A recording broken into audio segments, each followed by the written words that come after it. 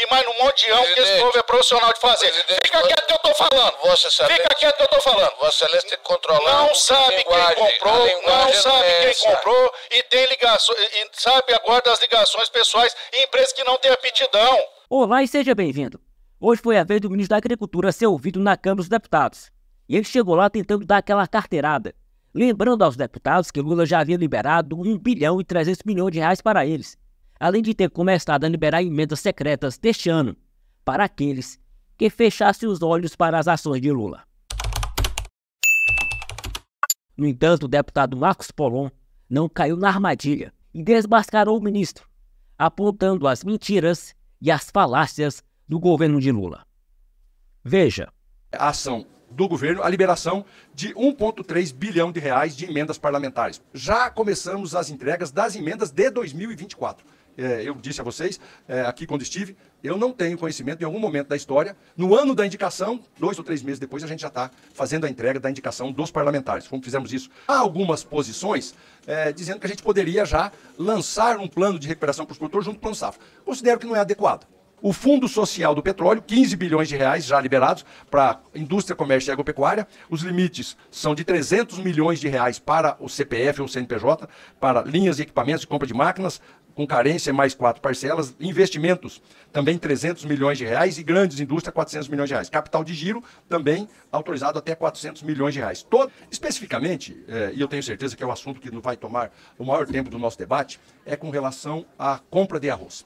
E uma das atividades do Ministério da Agricultura é a política de apoio à comercialização e abastecimento da população brasileira de produtos da agropecuária para sua alimentação. É uma das atribuições, está lá no ato da sua criação. Sempre teve uma companhia, um órgão público de apoio a essa comercialização. Quer seja, vou falar aqui do café, o Instituto Brasileiro do Café, o IBC, Cobal, Conab, sempre para cumprir essa função pública. E eu posso aqui dar o exemplo a vocês de como é importante esta atividade, complementar à estabilidade econômica, complementar ao controle inflacionário, complementar ao suprimento de produtos básicos para a alimentação brasileira. Veja que há pouco mais de um ano, só um exemplo da importância da Conab e de políticas públicas nessa estabilidade. Em março de 2023, pouco mais de um ano, nós nos deparávamos com uma seca sem precedente no mesmo estado do Rio Grande do Sul. Ficamos chocados com uma situação de ver pequenos produtores soltando seus animais na beira da estrada para comer resto de capim de beira da estrada que não tinham o que fornecer para os seus animais. E a Conab não tinha 1 quilo de milho para poder atender, vender para aqueles produtores. Não tinha 1 quilo de milho. Eu os convido à reflexão. Então por que arroz subiu 30% nos dias da tragédia? O que justifica subir 30%? Se não um ataque especulativo. Eu convido vocês a me dizer, não, Fábio, é porque estava sem logística. Concordo. Não, Fábio, não consegui emitir nota fiscal, porque, eu concordo, o data center do governo do Rio Grande do Sul encheu de água. Não conseguia tirar. E por que subir 30% então? Se o Mercosul está do lado, tem a entrada por Foz do Iguaçu, tem a entrada por outras rotas logísticas. Eu preciso lembrar vocês que em 2020, o governo Bolsonaro tomou as mesmas atitudes que tomamos e foi importado 400 mil toneladas de arroz. O mesmo arroz que está sendo importado, portanto, se desmistifica falar que vai vir arroz de péssima qualidade, contaminado. Então aquele arroz de 2020 é um arroz contaminado que veio. Mas o fato real é que o arroz sobe diante da tragédia 30%, 40%, tendo arroz. O governo cumpre o seu papel, tirou a taxa de exportação, tal qual o governo passado fez, no momento que estava o preço exagerado no arroz, e veio 400 mil toneladas. Ah, mas tem uma empresa de queijo, tem uma empresa disso, não é a Conab que qualificou. Eu não quero aqui fazer juízo de valor se tem capacidade ou não. Ah, sim, né? Ah, sim. Depois que vimos quais foram as empresas que se habilitaram, algumas que aparentemente não têm um perfil para cumprir, mas não podemos julgar nenhum de nós. Mas é fato que 2 empresas com muita capacidade, com expertise. Quando falaram que uma que é uma sorveteria, isso não é. É uma empresa de alimentos. Nós fomos verificar que importa e exporta polpa de fruta, que tem capacidade para fazer essa operação. Tem outra trade com capacidade também de fazer essa operação. O senhor presidente é extremamente respeitado e respeitável nessa casa aqui, então faço questão de colaborar.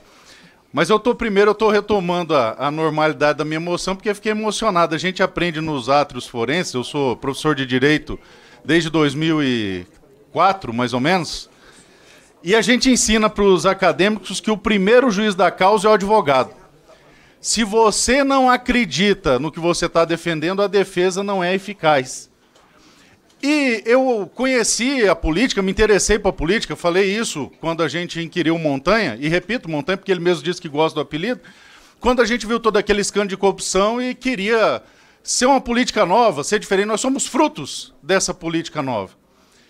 E eu sempre admirava, quando a gente via na TV, e o pessoal está vendo na TV, o político sentar aqui e falar uma sequência de inverdades e absurdos que qualquer pessoa que tem um celular, hoje, acompanha na internet e vê que aquilo é inverdade, aquilo é absurdo, só que com uma tranquilidade, uma paz de espírito. E eu perguntava, Jesus, como será que essas pessoas são? O que elas têm diferente? Será que elas comem diferente? Será que elas dormem num trem diferente?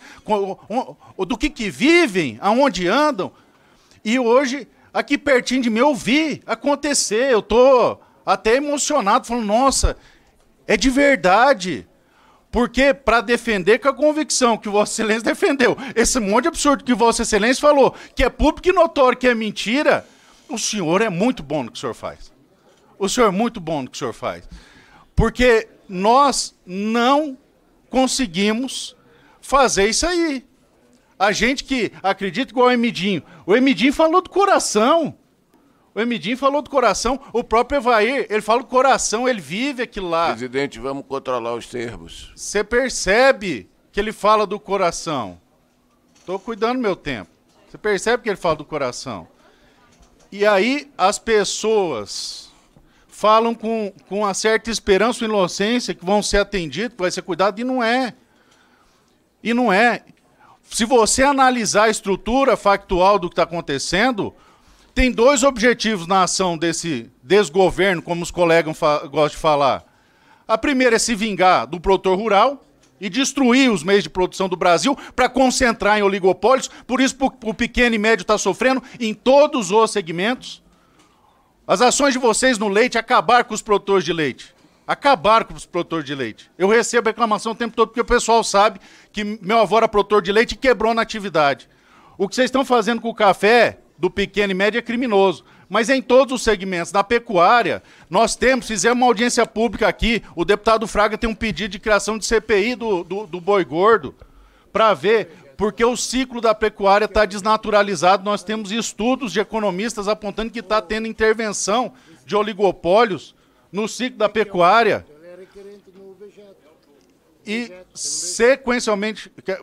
Quer parar o tempo, professor? Sequencialmente, a gente vê isso em todos os segmentos. Grãos, mesma coisa, e agora no arroz. Então, eu vou começar pelo seguinte, uma pergunta que eu sempre faço quando acontece esse tipo de coisa, da pessoa mexer na estrutura fática, é, das duas, uma, ou é incompetência ou é má-fé.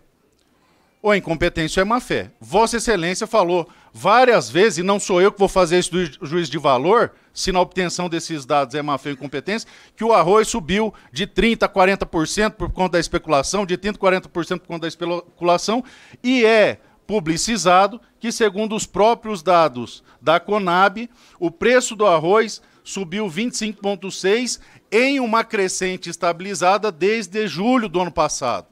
Não houve, como vocês estão tentando querer maquiar, a tragédia no Rio Grande do Sul e um creche no fornecimento e o pico.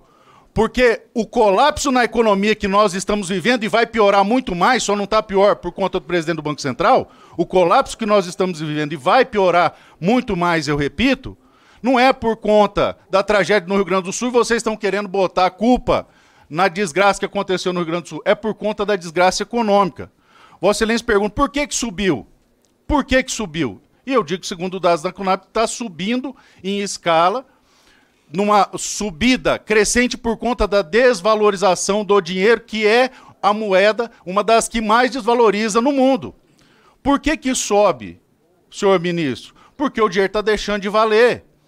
A todas as vezes que vocês imprimem dinheiro, todas as vezes que vocês dão tombo na questão da responsabilidade fiscal, o dinheiro perde o valor e aumenta. Quando você imprime dinheiro, aumenta a base monetária. Inflação é isso. Inflação não é o aumento de preço na prateleira, é aumento da base monetária. Isso acarreta a desvalorização. E por que os alimentos são os que sofrem primeiro o efeito da desvalorização do dinheiro, o efeito inflacionário? Efetivamente porque são de ciclo curto, estão sempre se renovando. E por essa razão, o preço sobe primeiro no alimento. Vossa Excelência pergunta por que subiu. Subiu porque o dinheiro está desvalorizando. Subiu porque a economia está entrando em creche e o alimento é o que vai primeiro. Paralelo a isso, Vossa Excelência diz também que o Bolsonaro fez a mesma coisa. Não, o Bolsonaro não fez leilão bilionário de arroz. Ele pegou e tirou a taxa de importação. Isso acabou equilibrando o mercado. Ele não foi comprar arroz, Cherini, podre lá na Ásia, que usam defensivos que a gente é proibido de usar aqui no Brasil.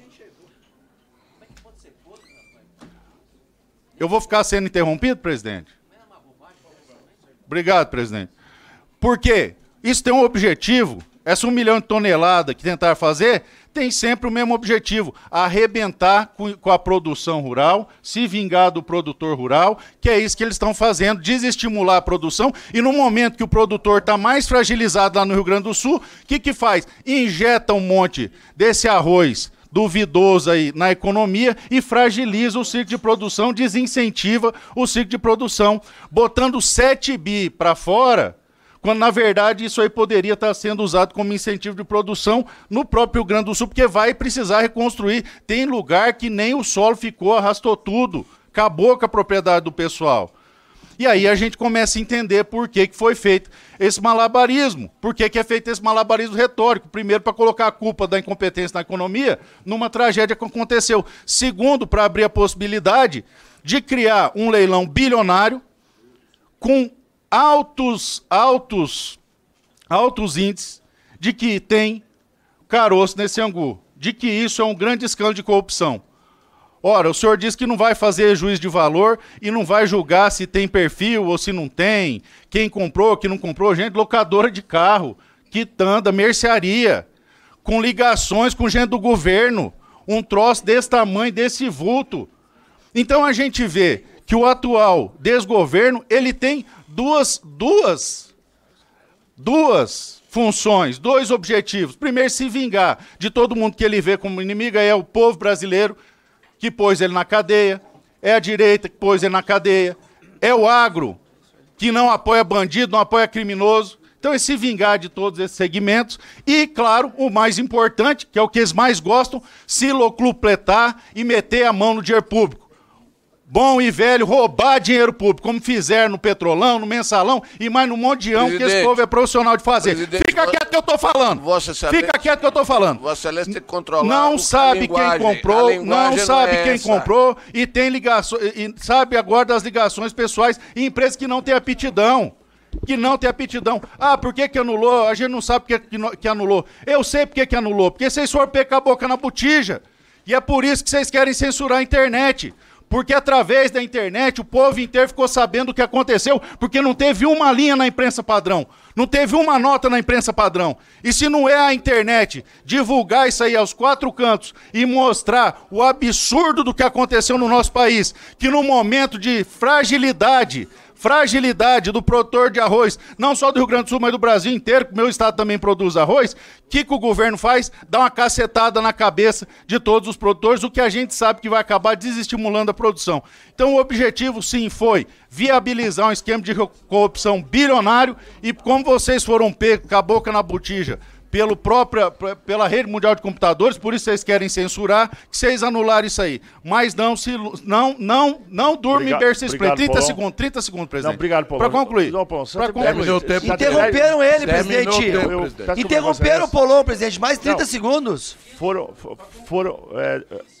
Teve interpelação, mas 30 segundos e quase o microfone. Não teve. Obrigado, presidente. 30 segundos para concluir. Dessa vez, foi a rede mundial de computadores, junto com o trabalho da oposição, que impediu que isso acontecesse.